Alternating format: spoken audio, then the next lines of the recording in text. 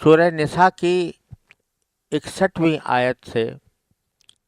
منافقین کا تذکرہ شروع کیا گیا تھا،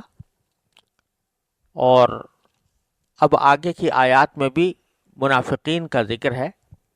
اور ان کی کچھ مختلف قسموں کا تذکرہ فرمایا گیا ہے، اور ہر ایک کا حکم الگ بیان فرمایا گیا ہے۔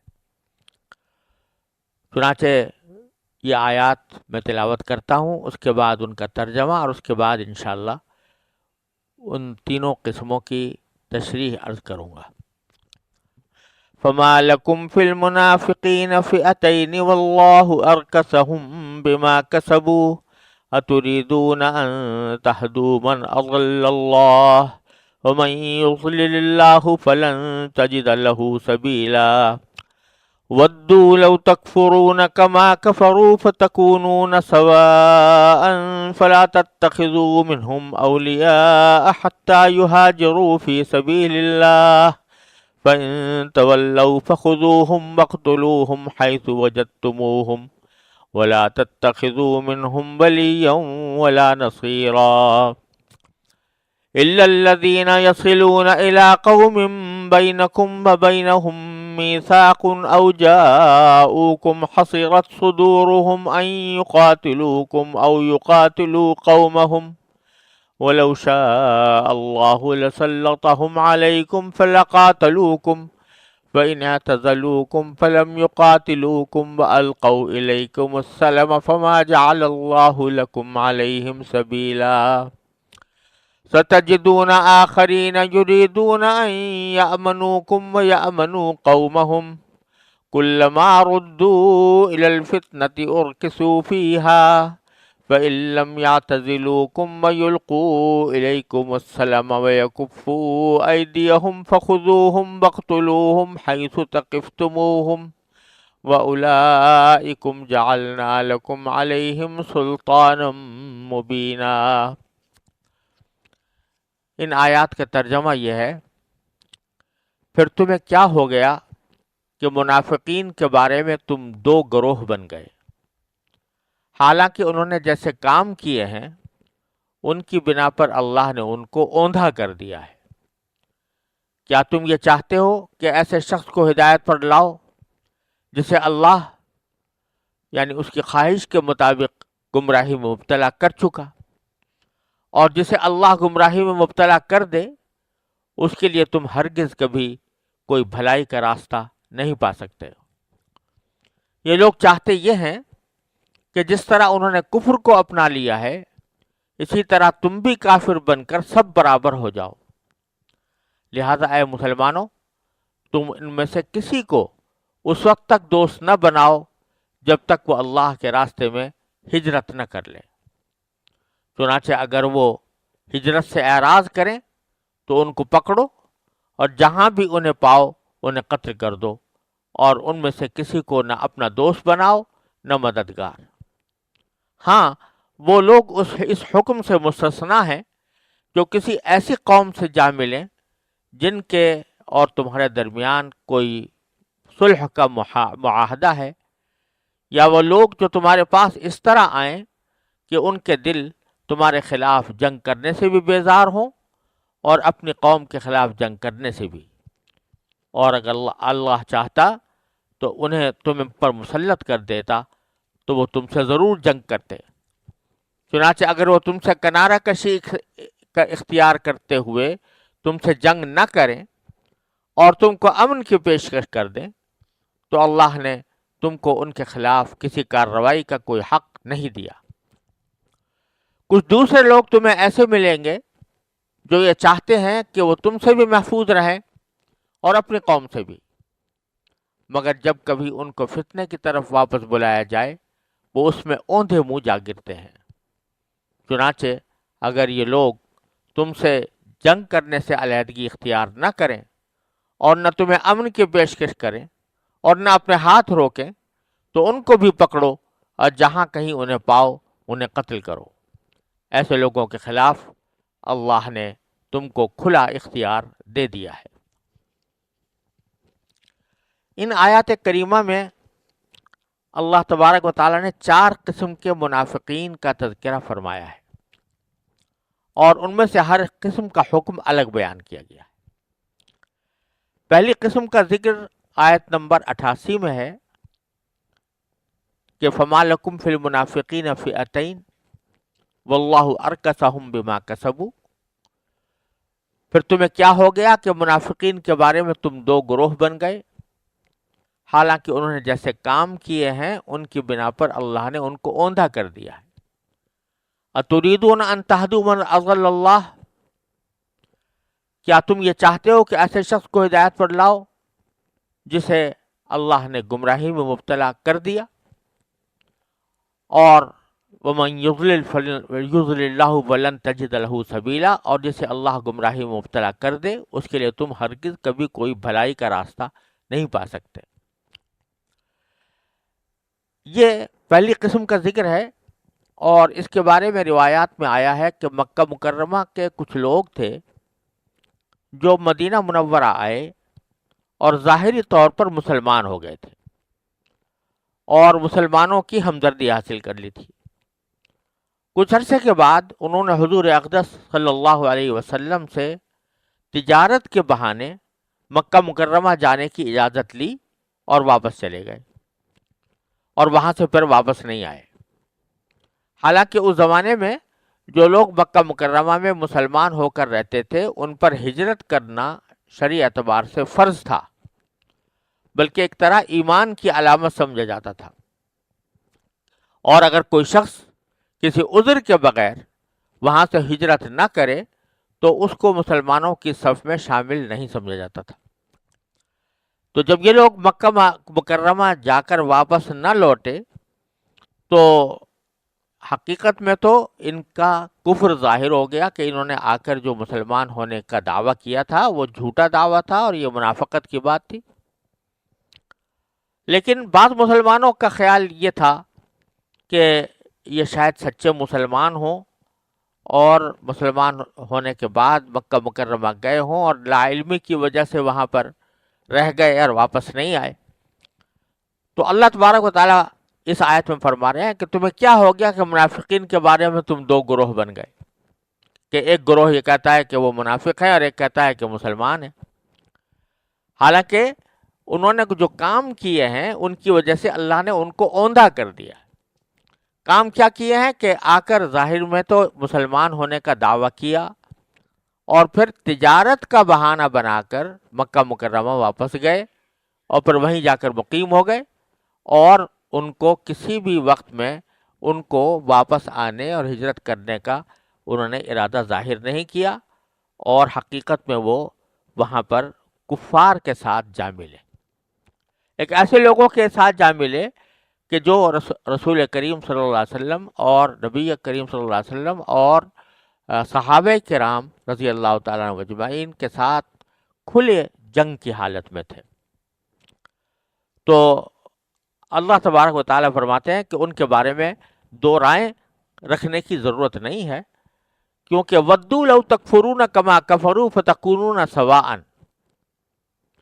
یہ لوگ چاہتے یہ ہیں کہ جس طرح انہوں نے کفر اپنا لیا ہے اسی طرح تم بھی کافر بن کر سب برابر ہو جاؤ،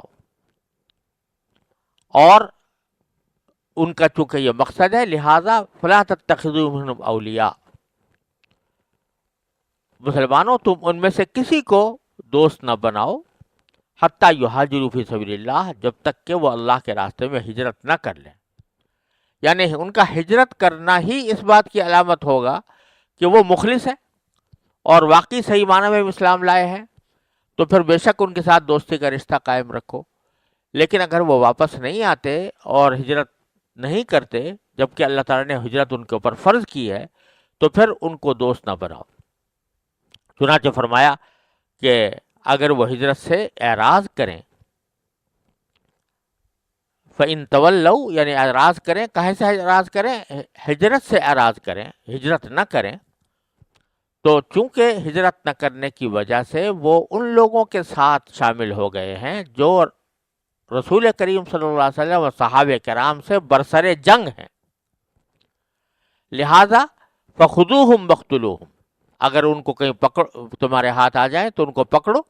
اور قتل کرو، حیث وجدتموہم، جہاں بھی تم ان کو پاؤ، ولا تتخذوا منہم ولیا ولا نصیرا، اور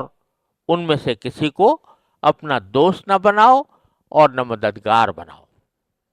کیونکہ در حقیقت وہ تمہارے خلاف جنگ کی حالت میں ہے،